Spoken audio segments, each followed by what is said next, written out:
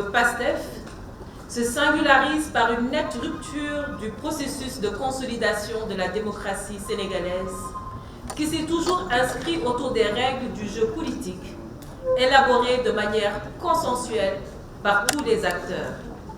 En effet, les élections législatives de novembre 2024 ont été caractérisées par une opacité notoire, allant de la dissimulation de la date du scrutin pour surprendre l'opposition jusqu'à l'utilisation massive de la violence et les arrestations arbitraires, notamment à Dakar, le tout pour s'octroyer une majorité parlementaire mécanique.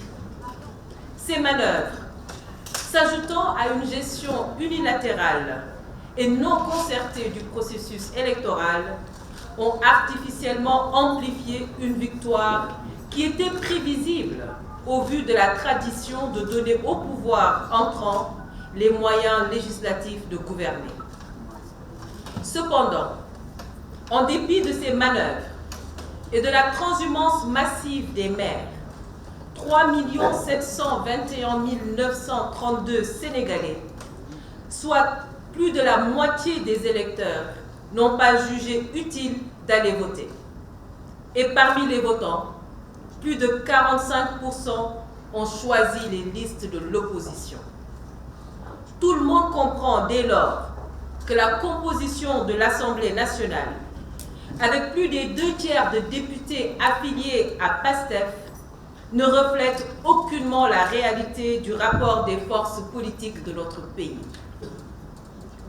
La démocratie, supposant une expression plurielle des opinions, ces Sénégalais qui se sont exprimés massivement contre le pouvoir PASTEF ont droit à la parole et à une représentation efficace.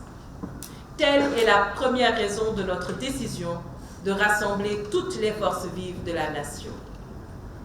Il s'y ajoute que le pouvoir PASTEF s'enlise dans une logique de règlement de compte et une volonté de liquidation des libertés démocratiques, si chèrement conquises par des décennies de lutte de notre pays, de notre peuple. Plusieurs journalistes et opposants ont été injustement emprisonnés ou poursuivis en justice en raison de leurs opinions.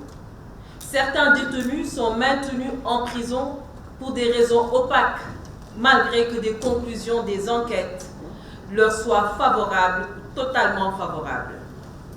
Le poste de vice-président de l'Assemblée nationale, dévolu à l'opposition, a été illégalement confisqué par la majorité mécanique de PASTEF. Le maire de Dakar a été démis de ses fonctions dans des conditions indignes d'un pays démocratique par une administration aux ordres. L'immunité parlementaire d'un député a été scandaleusement levée, sans que le pouvoir n'ait présenté un quelconque dossier incriminant le député et les demandes de levée des immunités parlementaires pour des gestions relevant, au mieux des cas, de la Haute Cour de justice ont été actées, démontrant aux yeux de tous un dérèglement de la justice de notre pays. Comme si l'administration ne devait plus reposer sur le principe de neutralité pendant de l'impartialité de l'État. Les manifestations pacifiques des populations sont systématiquement interdites. Une campagne insidieuse est orchestrée contre les partis politiques et par conséquent, l'esprit d'une compétition démocratique plurielle de plus en plus remise en question. Et pour la première fois de notre histoire, une révision ordinaire des listes électorales est engagée sans y associer les partis d'opposition. En effet, aucune rencontre avec les partis n'a été organisée ce jour, ce qui constitue une trahison de nos traditions de concertation politique sur les opérations électorales et la mise à jour du code électoral, ce qui augure de nouveaux coups de force antidémocratiques en relation notamment avec les prochaines élections territoriales. Par ailleurs, les dirigeants de PASTEF, manifestement peu préparés à gérer le pouvoir, ont, en l'espace de quelques mois et à coups de tâtonnements, de populisme et de promesses sans lendemain, fini d'entraîner de larges secteurs de la population dans la paupérisation et le désarroi. la quasi-faillite de l'État. Après 10 mois de gestion aventuriste et médiocre de nos finances publiques, vient d'être officiellement avouée par le pouvoir. Et ce sont les populations déjà pressurisées qui en paient le prix. À l'exemple des victimes des inondations dans la vallée du fleuve Sénégal, qui se plaignent de l'absence de soutien effectif du gouvernement, malgré les importants moyens qui avaient été annoncés à des paysans confrontés à l'échec de la campagne agricole, notamment arachidière, sans que le gouvernement ne songe un seul instant à des mesures de solidarité. Dans le même temps, les étudiants se mobilisent contre le non-paiement de leurs bourses et le blocage des chantiers d'infrastructures universitaires.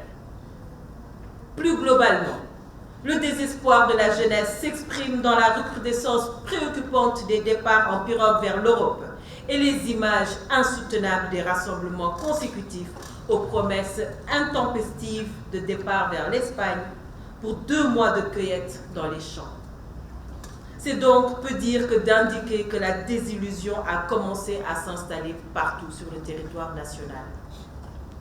Ces raisons majeures fondent notre engagement à nous mobiliser pour défendre notre République, dont les valeurs fondamentales se trouvent gravement menacées par les agissements du pouvoir PASTEF. C'est pourquoi nous décidons de constituer une alliance dénommée Front pour la défense de la démocratie et de la République, FDR. La vocation du FDR est de rassembler l'ensemble des forces vives de la nation en vue de donner forme et contenu à la résistance du peuple sénégalais contre les politiques néfastes du pouvoir PASTEF. Le FDR engagera dans les prochaines semaines des actions décisives autour des exigences suivantes. D'abord, défense des libertés et des droits démocratiques, notamment la libération immédiate et inconditionnelle de tous les prisonniers politiques et la fin des persécutions contre les opposants, les journalistes et les voix critiques. Le respect effectif des droits constitutionnels, en particulier la liberté de manifestation pacifique et la liberté d'expression. Deuxièmement, gestion démocratique du processus électoral et notamment l'ouverture immédiate de concertations politiques autour de l'évaluation des élections présidentielles et législatives et la revue du code électoral, la révision concertée de la législation sur les partis politiques respectant le pluralisme et l'ensemble des garanties offertes par la Constitution. Troisième point, solidarité avec les populations en lutte. Le FDR apportera un soutien actif à l'ensemble des luttes engagées par les forces vives pour défendre leurs droits sociaux et économiques contre les agressions du pouvoir PASTEF. Je vous remercie.